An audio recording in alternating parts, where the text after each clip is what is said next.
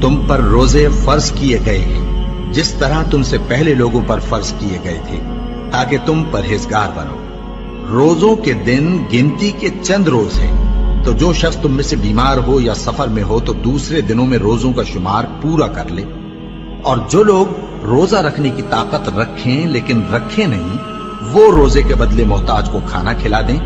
اور جو کوئی اپنی مرضی سے زیادہ نیکی کرے تو اس کے حق میں زیادہ اچھا ہے، اور اگر سمجھو تو روزہ رکھنا ہی تمہارے حق میں بہتر ہے۔ روزوں کا مہینہ رمضان کا مہینہ ہے جس میں قرآن اول نازل ہوا، جو لوگوں کا رہنما ہے اور جس میں ہدایت کی کھلی نشانیاں ہیں اور جو حق و باطل کو الگ الگ کرنے والا ہے۔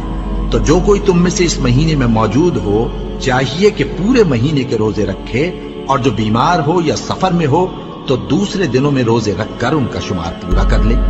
اللہ تمہارے حق میں آسانی چاہتا ہے اور سختی نہیں چاہتا، اور یہ آسانی کا حکم اس لیے دیا گیا ہے کہ تم روزوں کا شمار پورا کر لو، اور اس احسان کے بدلے کہ اللہ نے تم کو ہدایت بخشی ہے تم اس کو بزرگی سے یاد کرو اور اس کا شکر کرو۔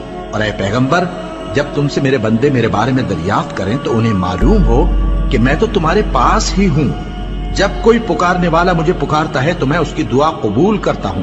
تو ان کو چاہیے کہ میرے حکموں کو مانیں اور مجھ پر ایمان رکھیں تاکہ نیک رستہ پائیں۔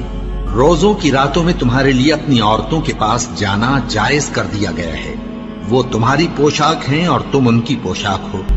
اللہ کو معلوم ہے کہ تم ان کے پاس جانے سے اپنے حق میں خیانت کرتے تھے، سو اس نے تم پر مہربانی کی اور تمہاری حرکات سے درگزر فرمائی، تو اب تم کو اختیار ہے کہ ان سے مباشرت کرو۔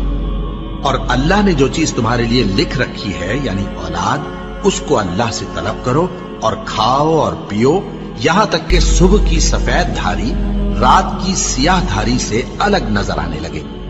پھر روزہ رکھ کر رات تک پورا کرو، اور جب تم مسجدوں میں اعتکاف بیٹھتے ہو تو ان سے مباشرت نہ کرو، یہ اللہ کی حدیں ہیں، ان کے پاس نہ جانا۔ اسی طرح اللہ اپنی آیتیں لوگوں کے سمجھانے کے لیے کھول کھول کر بیان فرماتا ہے تاکہ وہ پرہیزگار بنے۔